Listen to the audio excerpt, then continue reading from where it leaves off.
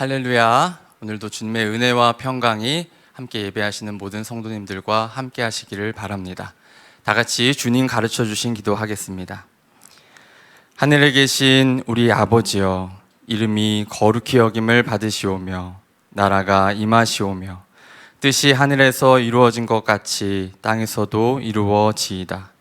오늘 우리에게 일용할 양식을 주시옵고 우리가 우리에게 죄 지은 자를 사하여 준 것 같이 우리 죄를 사하여 주시옵고 우리를 시험에 들게 하지 마시옵고 다만 악에서 구하시옵소서.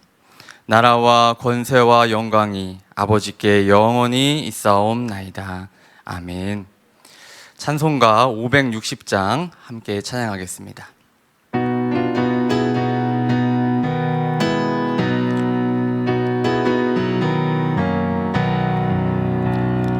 주의 발자취를 따름이 어찌 즐거운 일 아닌가. 맘에 맑은 하늘 열리고 밝은 빛이 비친다. 발자취를 따라가자 기쁜 마음으로. 발자취를 따라가자 찬송하며 즐겁게. 주의 발자취를 따름이 어찌 행복한 일 아닌가. 맘에 악한 생각 사라져 밝은 마음 싹 튼다. 발자취를 따라가자 기쁜 마음으로. 발자취를 따라가자 찬송하며 즐겁게. 주의 발자취를 따름이 어찌 든든한 일 아닌가. 맘의 두려움은 사라져 새로운 힘 솟는다. 발자취를 따라가자 기쁜 마음으로. 발자취를 따라가자 찬송하며 즐겁게.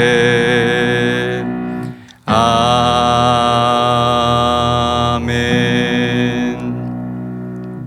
아멘. 오늘 우리에게 주신 하나님의 말씀은 요한복음 12장 20절로 26절까지의 말씀입니다. 요한복음 12장 20절로 26절의 말씀을 제가 봉독하겠습니다. 명절에 예배하러 올라온 사람 중에 헬라인 몇이 있는데 그들이 갈릴리 베세데 사람 빌립에게 가서 청하여 이르되 선생이여 우리가 예수를 배우고자 하나이다 하니 빌립이 안드레에게 가서 말하고 안드레와 빌립이 예수께 가서 여쭈니 예수께서 대답하여 이르시되 인자가 영광을 얻을 때가 왔도다. 내가 진실로 진실로 너희에게 이르노니 한 알의 밀이 땅에 떨어져 죽지 아니하면 한 알 그대로 있고 죽으면 많은 열매를 맺느니라. 자기의 생명을 사랑하는 자는 잃어버릴 것이요 이 세상에서 자기의 생명을 미워하는 자는 영생하도록 보전하리라. 사람이 나를 섬기려면 나를 따르라. 나 있는 곳에 나를 섬기는 자도 거기 있으리니 사람이 나를 섬기면 내 아버지께서 그를 귀히 여기시리라. 아멘. 살아계신 하나님의 말씀입니다. 오늘 주신 이 말씀을 가지고 필사즉생 필생즉사, 필사즉생 필생즉사라는 제목으로 말씀의 은혜를 나누겠습니다. 필사즉생 필생즉사, 죽고자 하면 살 것이고 살고자 하면 죽을 것이다 라는 뜻입니다. 이순신 장군의 난중일기에 기록되어 있는 유명한 그런 말입니다. 기록을 보면요, 이순신 장군은 전투 전날 병사들을 불러 모았습니다. 그리고 이렇게 이야기했습니다. 여러 장수들을 불러 모아 약속하되 병법에 이르기를 반드시 죽고자 하면 살고 반드시 살려고 하면 죽는다고 했다. 이는 오늘 우리를 두고 이른 말이다. 이 정신으로 전투에 임했던 조선 수군은 13척의 배로 일본군 133척을 괴멸시키고 승리를 합니다. 이 전투가 그 유명한 명량해전입니다. 그런데 필사즉생, 필생직사의 정신은 단순히 나라를 지키는 군인들만 가져야 하는 정신은 아닙니다. 성경에 기록된 진리이면서 예수님께서 오늘 우리에게 가르쳐 주신 삶의 태도입니다. 예수님은 이렇게 말씀하셨습니다. 자기의 생명을 사랑하는 자는 잃어버릴 것이요, 이 세상에서 자기의 생명을 미워하는 자는 영생하도록 보전하리라. 예수님은 이 말씀을 우리에게 비유로도 설명해 주셨습니다. 한 알의 밀이 땅에 떨어져 죽지 아니하면 한 알 그대로 있고 죽으면 많은 열매를 맺느니라. 여기서 우리는 열매 맺는 삶의 두 가지 조건을 발견할 수 있습니다. 하나는 땅에 떨어지는 것이고 또 하나는 죽는 것입니다. 다른 말로는 겸손과 자기 부인입니다. 오늘 각각의 의미를 살펴보면서 주님께서 주신 은혜를 함께 나누겠습니다. 예수님이 예루살렘으로 입성하신 후에 헬라인 몇이 예수님을 찾아왔습니다. 이들은 빌립에게, 예수님의 제자 빌립에게 예수님을 만나게 해달라고 부탁을 합니다. 그러면서 빌립을 이렇게 부릅니다. 그들이 갈릴리 벳세대 사람 빌립에게 가서 청하여 이르되, 선생이여, 우리가 예수를 배우고자 하나이다. 여기서 빌립을 부르는 호칭에 우리가 주목할 필요가 있습니다. 선생으로 번역되었지만 원어를 보면 선생을 뜻하는 랍비가 아니라 퀴리오스를 사용하고 있습니다. 퀴리오스, 무슨 뜻입니까? 주님, 주인님, 이런 뜻입니다. 극존칭의 단어입니다. 이들은 예수님이 예루살렘 성전에 입성하실 때에 큰 무리가 환호하며 예수님을 따르는 것을 눈으로 보았습니다. 자연스럽게 예수님의 제자들도 대단한 인물들이라 생각했던 것입니다. 헬라인으로부터 높임을 받은 빌립은 그동안 고생하면서 예수님을 따라다녔던 보람을 느꼈을 것입니다. 아, 드디어 때가 왔다. 당장 예수님께서 세상을 엎으시고 자신도 그 자리를 그곳에서 한 자리를 차지할 생각을 했을지도 모릅니다. 이 모든 상황을 들으신 예수님은 이렇게 말씀하십니다. 예수께서 대답하여 이르시되, 인자가 영광을 얻을 때가 왔도다. 영광이라는 말에 제자들의 눈과 귀가 쏠렸습니다. 기대가 최고조에 이르렀습니다. 그런데 예수님께서 말씀하시는 영광은 그들이 생각한 영광과는 전혀 달랐습니다. 내가 진실로 진실로 너희에게 이르노니 한 알의 밀이 땅에 떨어져 죽지 아니하면.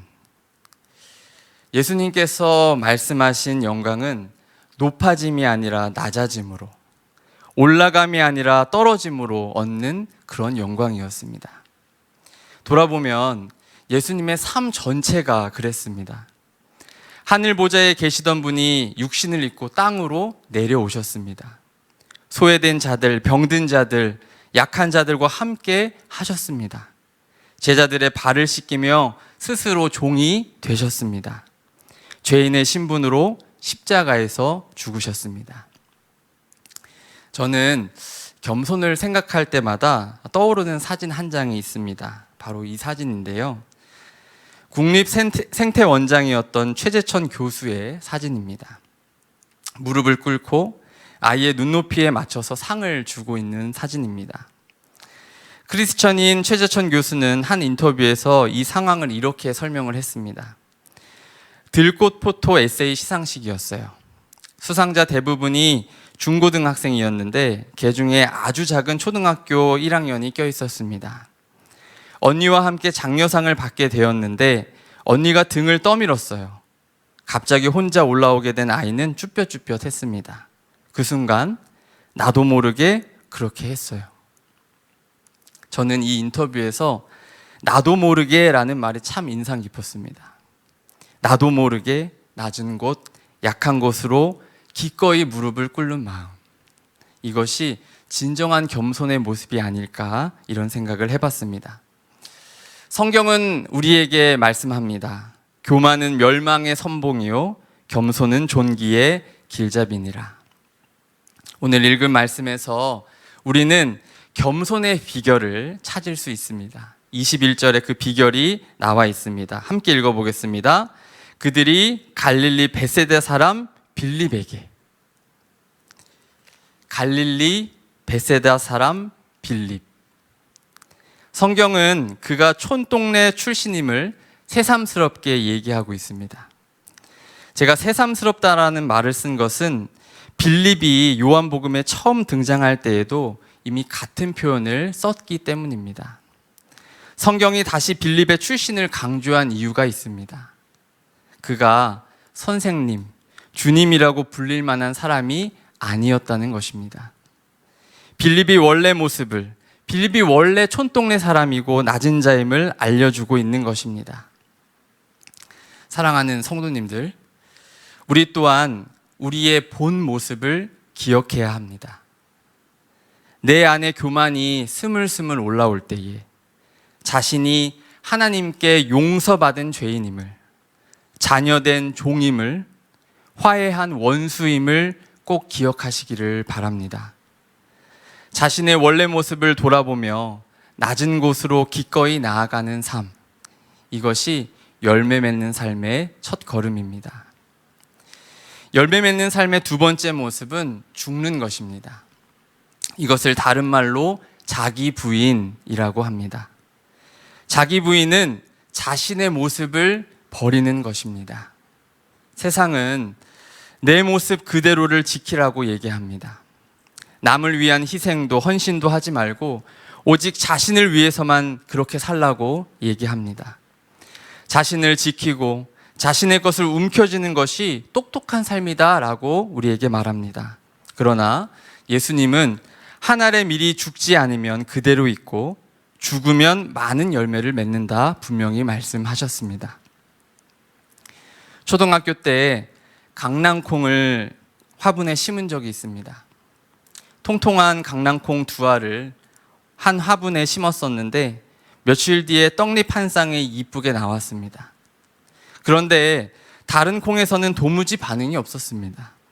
어린 마음에 누가 콩을 빼먹었나 싶어서 화분을 뒤적였는데 다행히 심은 모습 그대로 있었습니다. 그런데 꺼내보니 악취가 났습니다. 죽은 콩이었던 것입니다. 죽은 콩은 여전히 모양은 예뻤지만 싹을 낼 수가 없고 그대로 썩는다는 것을 알게 되었습니다. 오늘 저는 한 알의 미랄로 살았던 한 사람을 소개하며 말씀을 마무리하려고 합니다. 한 젊은 의사가 있었습니다. 명의는 아니었습니다. 뚜렷한 업적을 가진 그런 의학자도 아니었습니다. 그런데 그가 세상을 떠나자 많은 사람들이 그를 그리워했습니다. 이 청년 의사는 어떤 환자든지 입원한 날부터 찾아와서 조용히 기도를 해 주었습니다. 믿지 않던 환자가 예수님에게 관심을 보이면 머리맡에 성경책을 두고 갔습니다. 의사의 경력은 짧았지만 그의 정성은 많은 환자들의 몸과 마음을 치유했습니다.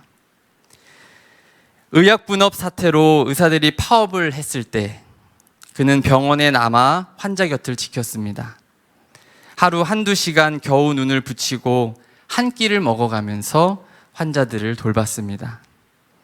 사람들에게 잘 보이기 위해서가 아니었습니다.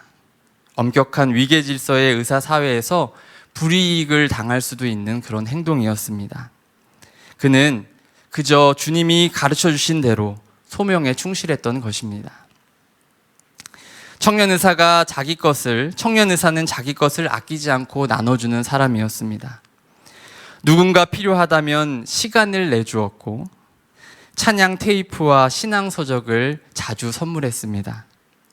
그가 메고 다니던 가방 속에는 항상 책과 음반이 있어서 필요한 사람에게 전달되었습니다. 그는 자신의 피도 아낌없이 나눠주었습니다. 아무도 모르게 한 헌혈이 30회가 넘었다고 합니다. 헌혈 유공장도 받았지만 누구도 그 사실을 모르고 있었습니다. 그의 사랑은 사람들을 하나님께로 인도했습니다. 그런데 이 청년이 유행성 출혈열에 감염되어 사경을 헤매게 되었습니다. 병원에서는 이 젊은 의사를 위해서 지정 헌혈 공고를 홈페이지에 냈습니다. RH-A형을 구합니다. 고대 안암병원 외과 중환자실 아무개에게 줄 혈액을 구합니다. 그날 하루 만에 지정 헌혈이 얼마나 많이 들어왔던지 다른 업무가 마비될 정도였다고 합니다. 2006년 1월 33, 예수님과 같은 나이에 예수님의 흔적을 쫓아 달려가던 청년은 하늘나라로 이사를 갔습니다. 청년 의사의 이름은 안수현, 내과 전문의였습니다. 그 청년 바보 의사라는 책의 주인공 안수현 형제의 이야기입니다. 사랑하는 성도님들, 누가 이 청년의 삶을 미련하다고 얘기하겠습니까? 바보같이 퍼주다가 자기 몸 하나 지키지 못하다고 비난할 수 있겠습니까? 그가 맺은 열매들이 이 사람의 가치를 증명하고 있습니다. 그의 삶을 통해 일하신 하나님께 영광을 돌리고 있습니다. 예수님은 우리에게 이렇게 말씀하셨습니다. 나를 따르라. 나 있는 곳에 나를 섬기는 자도 거기 있으리니 나를 섬기면 내 아버지께서 그를 귀히 여기시리라. 필사즉생 필생즉사. 주님을 위해 죽고자 하면 영원히 살고 자신을 위해 살고자 하면 반드시 죽습니다.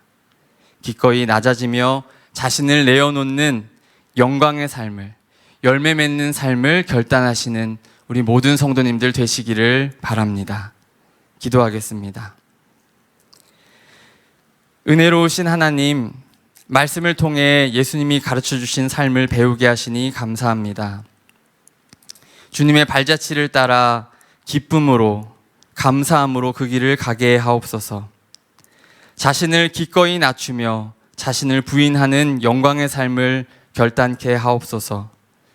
주님을 위해 죽고자 하면 영원히 살고 자신을 위해 살고자 하면 죽는다는 진리를 삶에서 경험케 하옵소서. 이 삶에, 이 결단한 삶에 풍성한 열매가 있게 하옵소서. 예수님의 이름으로 기도합니다. 아멘. 오늘 우리 주신 말씀을 가지고 또 개인의 기도 제목을 아뢰며 주님께 기도하겠습니다.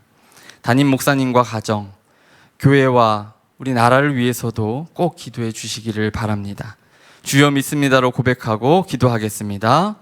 주여 믿습니다. 하나님, 이 시간 우리가 함께 기도합니다.